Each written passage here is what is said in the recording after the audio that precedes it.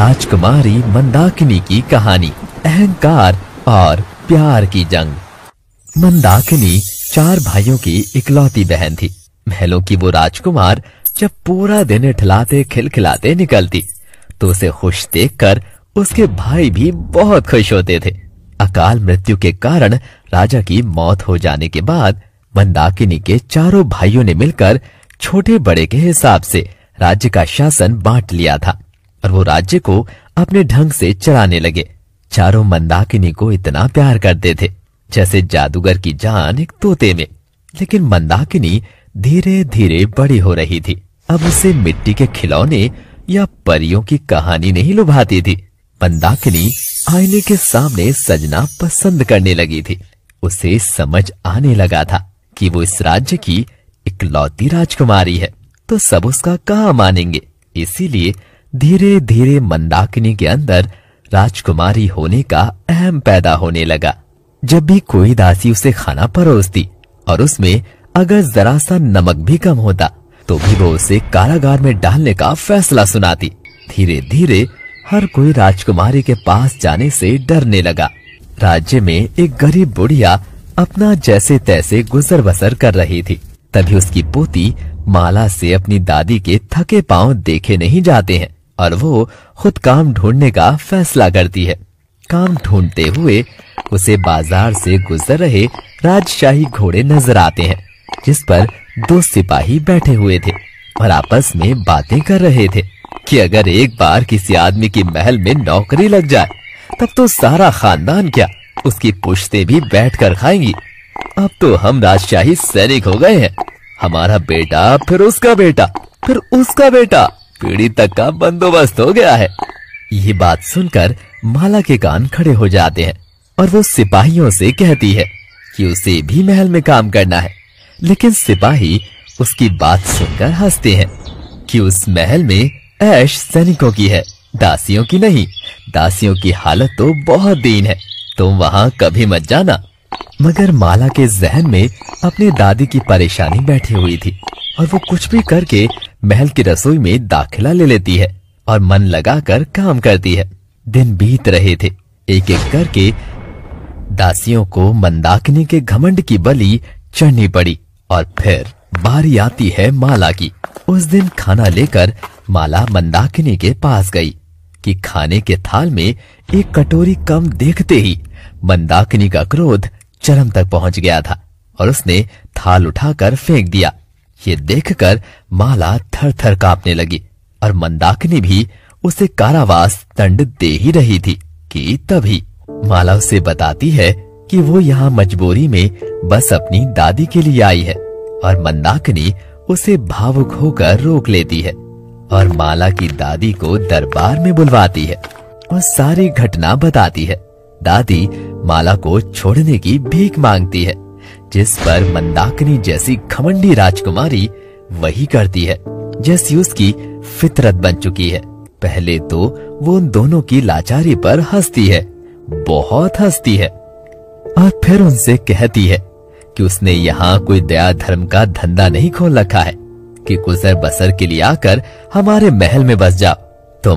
तुम्हारी दादी की जिंदगी बनना चाहती थी ना, अब तुम दोनों को ही ये राज्य छोड़कर जाना होगा। ये दंड सुनकर माला और उसकी दादी दोनों गिड़गिड़ा कर रह जाते हैं मगर मंदाकिनी पर कोई असर नहीं होता। मगर दादी के क्रोध का अब चरम चढ़ चुका था। वो जानती थी कि मंदाकिनी अब किसी की भी नहीं सुनने वाली। इसीलिए वो रोष में आकर मंदाकिनी को श्राप देती है कि जिस ताकत और शासन का उसे घमंड है, एक दिन ये अहंकार ही उसके प्यार और परिवार के आड़े आकर सब बिखेर देगा, सब कुछ। मगर मंदाकिनी पर किसी बात का असर नहीं होता है। एक बड़ी राजकुमारी ऐसे गरीब तुच्छ लोगों की किसी भी बात पर ध्यान ही नहीं देती थी और माला और उसकी दादी रोते हुए राज्य छोड़कर जाने लगते हैं। मंदाकिनी अपनी शक्तियों पर घमंड करके बहुत खुश थी। उसका मनोरंजन ही दूसरों को तंग करके होता था मगर इस पर उसे समझाने वाला कोई भी नहीं था। सबके सब भाई तो राजपाट संभालने में उलझे हुए थे। लेकिन एक दिन मंदाकिनी के चारों भाई सोम, मंगल, बुध, शनि बैठे हुए थे और उन्हें अपनी बड़ी होती बहन के विवाह की फिक्र होने लगी।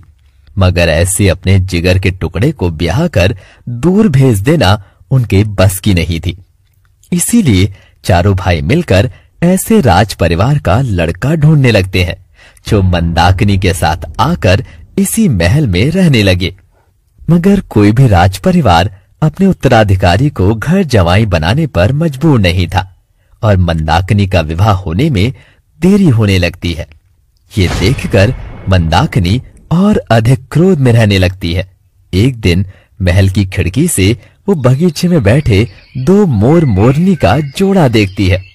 दोनों एक दूसरे से सटकर प्रेम कर रहे थे और उनको साथ देखकर मंदाकिनी के भीतर की जलन जाग जाती है और वो कोई बड़ा सामान उठाकर सीधे बगीचे पर निशाना साधती है जो वहां बैठे मोर की गर्दन पर लगता है और मोर बेचारा दर्द से छटपटाकर वहां से उठ जाता है और दोनों प्रेमी युगल को अलग करके मंदाकिनी के कलेजे को ठंडक मिलती है।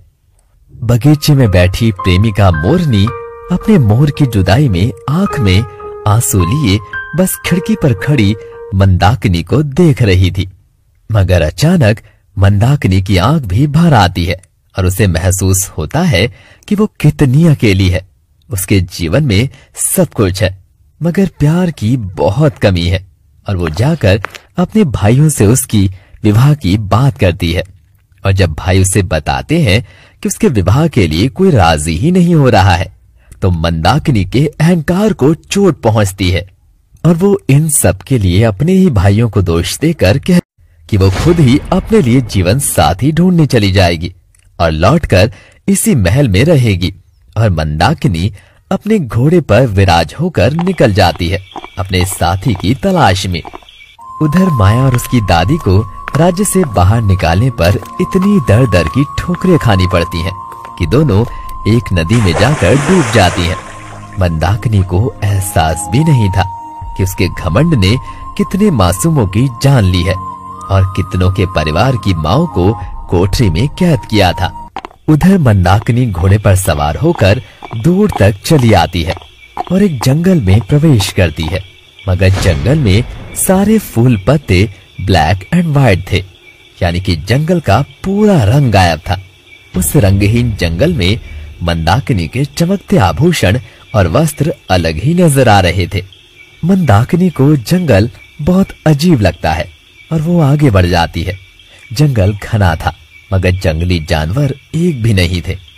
कुछ तो अलग थी वो जगह और वो आगे चलकर देखती है कि कुछ विशाल शेर और अन्य जानवर वहां बैठे हुए थे। लेकिन अजीब बात थी कि शेर का चेहरा शेर का मगर शरीर ज़ेब्रा का था। हाथी का चेहरा हाथी का था मगर शरीर भेड़िए का था। ऐसे अजीब अजीब जानवर किसी ने पहले कभी नहीं देखे थे। मंदाकिनी तो निडर राजकुमारी थी। वो जाकर उनसे बात करती है और उन्हें बताती है कि वो जीवन साथी की तलाश में आई है, वो भी ऐसे जीवन साथी जो उसके अहम तले दब कर रहे। इस पर जानवर उसे कहते हैं कि वो उसकी मदद तो कर देंगे लेकिन उससे पहले तुमको हमारे रंगहीन जंगल की रौनक वापस लानी होगी। ये सुनकर मंदाकिनी हैरान थी कि आखिर वो किसी चीज को बदल कैसे सकती है और मंदाकिनी के सामने एक चुनौती आ खड़ी होती है। पर वो हार मानकर घोड़ा लेकर लौटने लगती है कि अचानक उसका अहम उसे रोक लेता है। मंदाकिनी उनके जंगल के रंग वापस लाने का फैसला करती है और जानवर के बताए अनुसार जंगल के बीच में जो काला रास्ता है वहां चली जाती है। शेरनी ने बताया था कि वहां पर एक बहुत छोटी चिड़िया मिलेगी जिसके पांव के अंदर एक धागा बंधा हुआ है। जैसे ही वो धागा तुम खोल दोगी हमारा काला जंगल काले साए से आजाद होकर रंगों से वापस भर जाएगा और हमारा ऐसा विचित्र श्राप भी टूट जाएगा। मंदाकिनी का जीवन साथी ढूंढने का लालच उसे वहां ले जाता है और तभी उसे डाल पर वही चिड़िया बैठी नजर आती है। मगर पेड़ की ऐसी ऊंचाई पर मंदाकिनी कैसे जाती, इसीलिए वो उसे पत्थर मारने का फैसला करती है और खूब पत्थर फेंकती है। मगर चिड़िया को तो नहीं लगता। लेकिन एक पत्थर उछलकर उसे ही लग जाता है और मंदाकिनी का सिर फूट जाता है, जिसे कभी खरोंच तक नहीं आई थी। उसके सिर से खून बह रहा था और वो दर्द के मारे वहीं बैठकर खूब रोती है। तभी एक नौजवान सी आवाज उसके कानों में पड़ती है और आवाज कहती है, कितनी बार पत्थर मारकर कोशिश करी है, एक बार प्यार से बुलाकर भी कोशिश कर लो। और मंदाकिनी इस बार प्यार से कोशिश करती है। वो मीठा गाना गाकर अपनी बाहें फैलाकर चिड़िया को पास आने के लिए कहती है और बाहें फैलाते ही चिड़िया खुद ही मंदाकिनी के कंधे पर आकर बैठ जाती है और वो झट से उसके पांव से बंधा धागा खोल देती है और उस काले जंगल के सारे रंग लौट आते हैं। मंदाकिनी आज पहली बार कुछ अच्छा कर रही थी, इसीलिए वो खुश होकर अपनी ही पीठ थपथपाती है और चिड़िया भी रंगों का गुब्बारा बनकर फट जाती है और उसमें से एक नौजवान लड़का बाहर आता है। मंदाकिनी लड़के का यौवन देखकर मंत्रमुग्ध हो गई थी। वो उसे बताता है कि वो इस वन का रक्षक रवि है। एक दिन सैलानियों की जादूगरनी को जब उसने शिकार करने से मना कर दिया, तब उसने उसे यहाँ कैद कर दिया और वन की काया ही पलट कर रख दी। मगर अब सब ठीक है, इसीलिए वो मंदाकिनी को शुक्रिया कहना चाहता है।